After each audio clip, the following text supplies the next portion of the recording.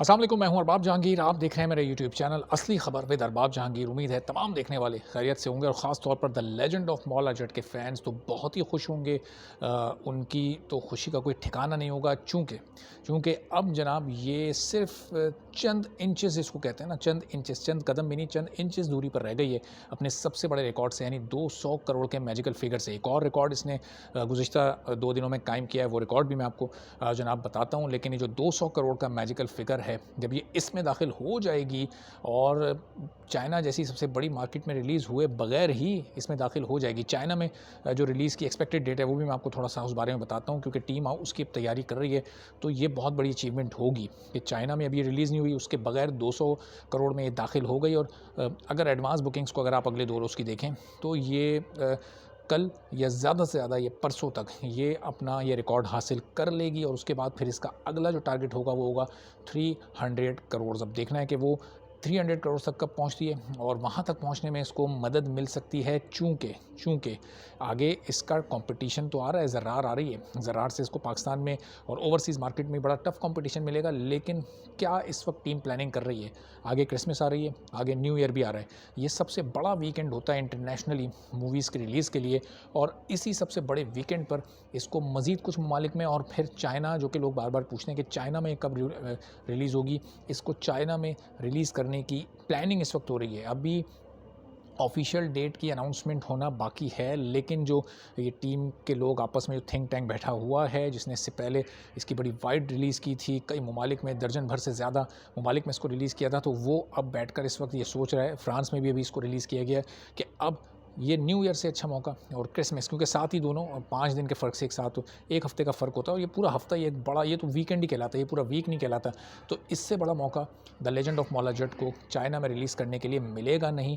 तो बहुत सीरियस तरीके से, बड़ी संजीदगी के साथ इस पर गौर हो रहा है कि इसी साल इसको अगर हम चाइना में भी रिलीज़ कर दें तो फिर इसका बिज़नेस जो उस वक्त तक ऑलमोस्ट 300 करोड़ के करीब पहुंच चुका हुआ या क्रॉस कर चुका हुआ 300 करोड़ को, तो वो कैसे मल्टीप्लाई हो सकता है अगर चाइना में ये अपनी पसंदीद, क्योंकि इसकी हाइप तो बन चुकी है चाइना में भी।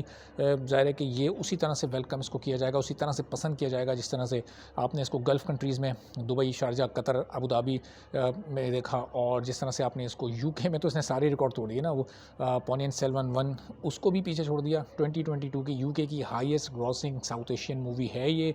नॉर्वे में ये मोस्ट वॉच मूवी है। ये तमाम वो रिकॉर्ड्स हैं जो कि वक्तन फ़वक्तन मैं आपको ऑस्ट्रेलिया, न्यूजीलैंड, ये सब, अब वो किस तरह इसने बॉलीवुड की सारी फिल्मों को और इंडियन मूवीज़ को पीछे छोड़ा है, वो मैं आपको बताता ही रहता हूँ कि सारे बड़े स्टार्स इस वक्त कहीं इसके आगे नज़र नहीं आ रहे। जो रिसेंटली अभी इसने रिकॉर्ड कायम किया जनाब, अच्छा, उसका ताल्लुक पाकिस्तान की फिल्मों से, अभी उसका ताल्लुक हम इंटरनेशनली फैक्ट्स और फिगर्स थोड़े से मज़ीद देखेंगे, फिर वो आपके साथ शेयर करेंगे।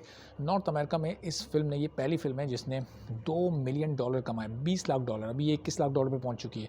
$20 लाख का मतलब ये है कि सिर्फ नॉर्थ अमेरिका से ये तकरीबन 44 करोड़ रुपए, वैसे तो अब तक ये अभी 47 करोड़ को भी क्रॉस कर चुकी है, और आज या कल ये सिर्फ नॉर्थ अमेरिका से 50 करोड़ रुपए कमा लेगी, जो कि अपनी नौयत का एक मुनफरिद रिकॉर्ड होगा। इससे पहले, the legend of Maula Jatt से पहले किसी पाकिस्तानी फ़िल्म ने माजी में ये रिकॉर्ड कायम नहीं किया कि सिर्फ नॉर्थ अमेरिका से कोई फ़िल्म 50 करोड़ रुपए कमा पाई हो, और ये अपने अगले यानी छठे वीकेंड आने से पहले ये उस 50 करोड़ के मार्क को नॉर्थ अमेरिका में क्रॉस कर जाएगी।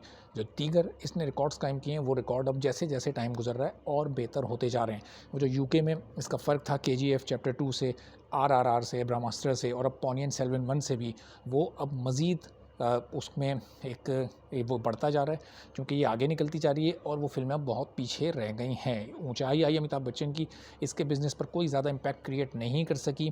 इससे पहले जो फेस्टिवल रिलीज़ हुई थी, राम सेतु, थैंक गॉड, कोई उन्होंने इम्पैक्ट इस पर क्रिएट नहीं किया था, उल्टा ये वो आउट हो गई थी। अभी आप इस देखें, इस फ्राइडे को आ रही है दृश्यम 2।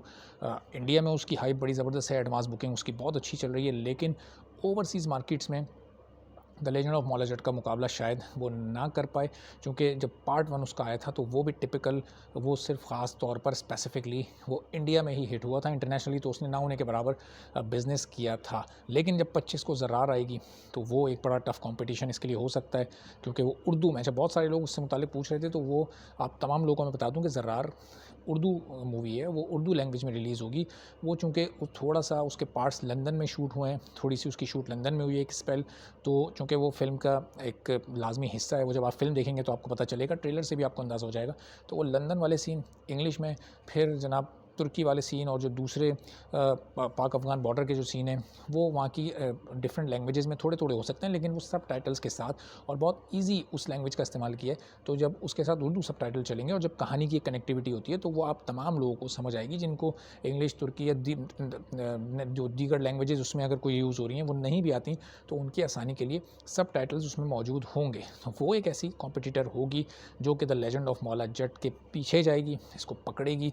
अब वो इसको पकड़ने में कामयाब होती है या नहीं होती, और इसके बराबर चलने में कामयाब होती है नहीं होती, कि इससे बड़ी ओपनिंग वो देती है, स्क्रीन्स उसको इससे ज़्यादा मिलेंगी। मैं आपको बता रहा हूँ, ये 500 स्क्रीन्स के अंदर इसकी रिलीज़ हुई थी, उसके बाद इसकी स्क्रीन्स में इजाफा हुआ, लेकिन उसकी स्क्रीन्स ज़्यादा होंगी चूँकि पाकिस्तान की ऑलमोस्ट तमाम स्क्रीन्स को वो कैप्चर करेगी। और ओवरसीज़ में भी उर्दू फ़िल्म होने की वजह से, उसकी लैंग्वेज उर्दू होने की वजह से उसकी रीच ज़्यादा होगी, तो ज़्यादा लोग उसको वेलकम करेंगे। और the legend of Maula Jatt की जो कामयाबी है, उसकी कामयाबी का फ़ायदा भी ज़र्रार को होगा, चूँकि अब लोग the legend of Maula Jatt के बाद एक्सपेक्ट कर रहे हैं पाकिस्तान से कि वो अच्छी फ़िल्में बनाएं, और अब लोग सिनेमा जा रहे हैं पाकिस्तानी मूवीज़ को देखने के लिए। बहुत सारे लोग ओवरसीज़ में ऐसे हैं जिन्होंने बॉलीवुड की और दूसरी इंडियन मूवीज़ को नहीं देखा, पाकिस्तानी मौला जट को उन्होंने तरजीह दी, पाकिस्तानी मूवी देखने वो गए। और इसमें सिर्फ पाकिस्तानी नहीं है ओवरसीज़ में, इसमें बहुत सारे इंडियंस और बांग्लादेशी और दूसरे साउथ एशियन कंट्रीज़ के लोग हैं।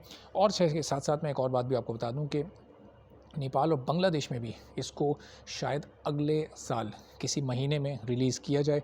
चाइना के साथ शायद उसको रिलीज़ कर दिया जाए, चाइना की तो तैयारी बहरहाल हो रही है, लेकिन नेपाल और बांग्लादेश में इसकी रिलीज़ भी ऑन कार्ड्स है। इस पर भी गौर हो रहा है, ऐसा नहीं कि जो दूसरे ममालिक हैं वहाँ पर इसको रिलीज़ करने पर गौर नहीं किया जा रहा। ये तमाम, क्योंकि वहाँ भी मूवीज़ की बहुत अच्छी मार्केट है, बॉलीवुड की फ़िल्मों की वो बड़ी मार्केट्स हैं। तो अब देखना ये कि ऑफिशियल क्या डेट अनाउंस होती है, जैसे ही ऑफिशियल डेट अनाउंस होगी आपको मैं अपडेट करूँगा इंशाल्लाह। तो आप चैनल पर रहिए, और जो चैनल पर नहीं है सब्सक्राइब कर लें, बेल आइकॉन दबा दें, ताकि ये तमाम वीडियोस आप तक भी पहुँचती रहें और दीगर इन्फॉर्मेशन भी आप तक, दीगर मौज़ूआत से मुताल्लिक भी पहुँचती रहे। इजाज़त दीजिए, अल्लाह हाफ़िज़।